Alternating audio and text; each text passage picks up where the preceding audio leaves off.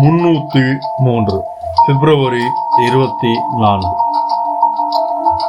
கிறிஸ்தவர்களுக்கு எதிரான டியோக்லசியனின் முதல் ஆணைய துன்புறுத்தலின் அலைய கட்டவிழ்த்து விடுறாரு. கிறிஸ்தவர்களுக்கு எதிராக 4 கட்டளைகளை வெளியிடுறாரு. முதலாவது, பிப்ரவரி 303 ரோமானிய பேரரசு முழுவதும் உள்ள அனைத்து தேவாலயங்களையும் அழிக்க அழைப்பு விடுக்கப்படுது. கடைசியா ஏப்ரல் 304 வெளியிடப்படுது.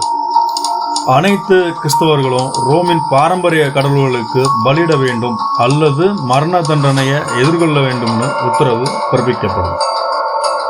இந்த நேரத்தில் மக்கள் தொகையில சுமார் 10% பேர் கிறிஸ்தவத்தை ஏற்றுக்கொண்டாங்க. திரும்ப பெற மறுத்தவர்களுக்கு பயங்கரமான தண்டனைகள் விதிக்கப்படுது. ஆயிரக்கணக்கானவங்க வாளால வெட்டப்படுறாங்க, எரிக்கப்படுறாங்க அல்லது சிங்கங்களுக்கு வீசப்படுறாங்க. கிழக்கு பேரரசுல இரக்கமற்ற துன்புறுத்தலுக்கு இளைய பேரரசர் கலேரியஸ கிறிஸ்தவர்கள் குற்றம் சாட்டினாங்க. 284 வருஷத்துல டியோக்லசியனின் பேரரசராக இருந்தாரு. பேரரசு சட்ட நடவடிக்கையை மீட்கிறார். அதோட பாதுகாப்பை பலப்படுத்தி இராணுவத்தையும் ஏகாதிபத்திய நிர்வாகத்தையும் சீர்திருத்தினார்.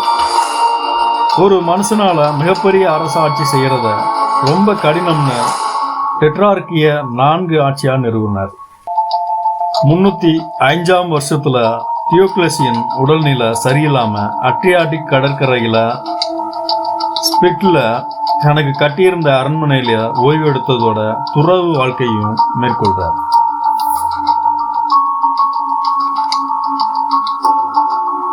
இந்த காணொளி உங்களுக்கு பிடிச்சிருக்கும் அப்படின்னு நம்புறேன். மறக்காம சப்ஸ்கிரைப் பண்ணிடுங்க, பெல் பட்டன் அழுத்த மறந்துடாதீங்க. நன்றி. ஜெய் ஹிந்த்.